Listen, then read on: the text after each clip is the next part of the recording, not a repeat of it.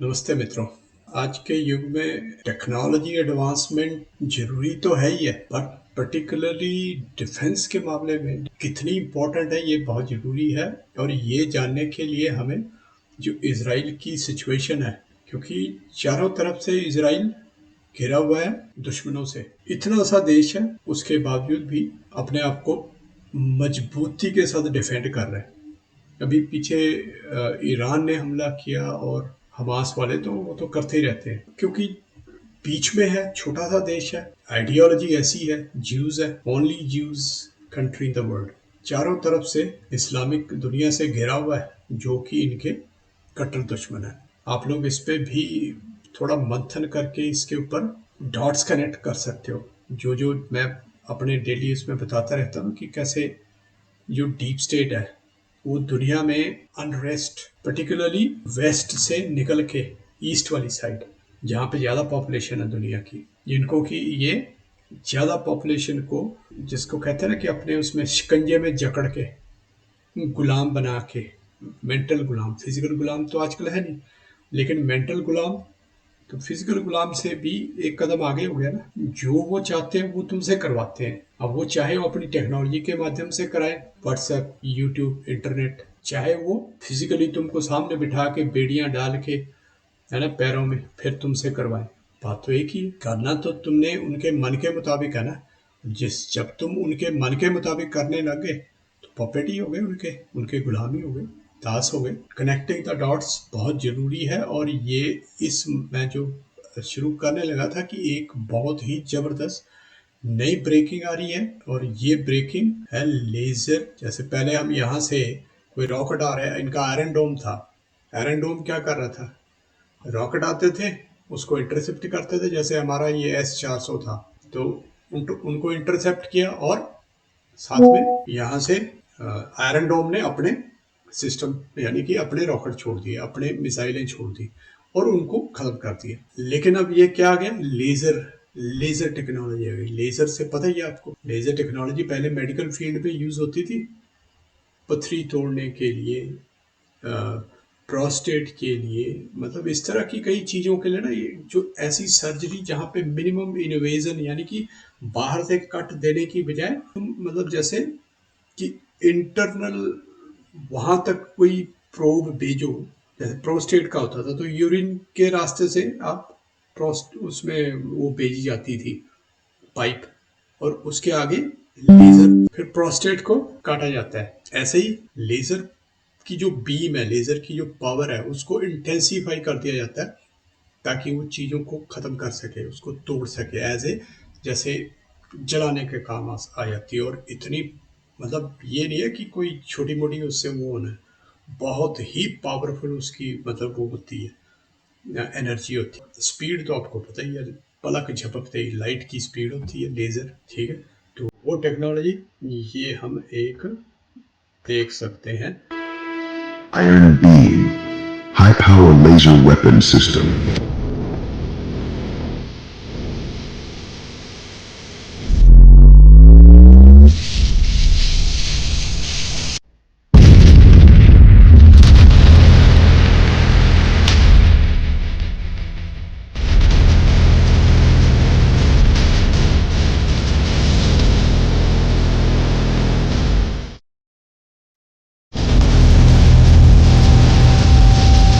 Laser system ready.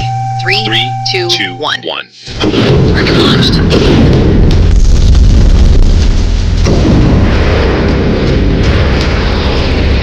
Target engaged. Laser interception in progress. Successfully intercepted. Target successfully intercepted. Target launched. ठीक है, तो पहले तो मिसाइलें थी, रॉकेट थे जो वो लॉन्च किए गए, उनको भी डिस्ट्रॉय किया गया। और अब ये drone, Target launched.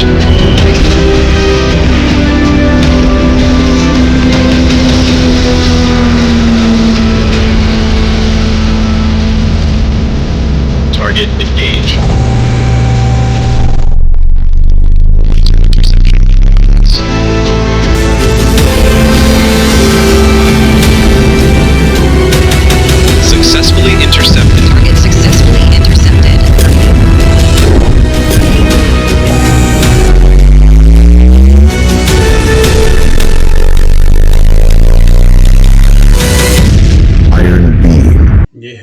Iron beam Israel का।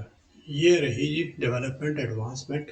ये है जी डिफेंस सिस्टम, जो कि बहुत ही इम्पोर्टेंट है अपने आप को बचाए रखने के लिए, क्योंकि जब इन्होंने अटैक किया था पीछे ईरान ने, तो थाउजेंड्स ऑफ मिसाइल्स, रॉकेट तो पहले भी वो छोड़ते थे हमास वाले, वो भी थाउजेंड्स के हिसाब से ही छोड़ते थे, लेकिन इस बार फिर वही है ना, फिर उसमें जितना जो एडवर्सरी है तुम्हारा, जितनी वो ज़्यादा अटैकिंग सिस्टम में एडवांसमेंट करेगा, उतनी आपको अपने डिफेंस पे करनी पड़ेगी। तो ये निकला जी उसका जवाब, वही वाली बात कि पलक झपकते ही चलो जी खत्म। ये थी दोस्तों एक छोटी सी information regarding newly developing technologies. और ये टेक्नोलॉजीज कहाँ डेवलप हो रही है, कहाँ चल रही है। नेचुरली ये जो भी टेक्नोलॉजी है वो भाई अगर वो ऑफेंस में यूज होती है तो डिफेंस में भी उसका यूज होगा ही होगा। ऑफेंस वाले को पहचानना जरूरी है, और उसको कोई पहचान के भी क्या करेंगे, उसको रोक पाना बहुत मुश्किल है। रोकने की कोशिश करोगे तो नेचुरली है भाई, तुम भी ऑफेंस उसके अगेंस्ट कर रहे हो। मतलब बस ये सिस्टम जो है ना पश्चिमी जगत का, ये चलता रहेगा। और जैसे कि मैं कहता हूँ कि ये चाहते हैं कि दुनिया जो पूर्वी देश हैं, थर्ड वर्ल्ड भी ये बोल देते हैं उनको, वो वहीं बस अपने एरिया में बैठ के वहीं पे उलझे रहें, लड़ते मरते रहें, हमारे हथियार खरीदते रहें, और हमारे यहाँ तक कोई ऐसी हमारे ऊपर कोई प्रॉब्लम ना हो।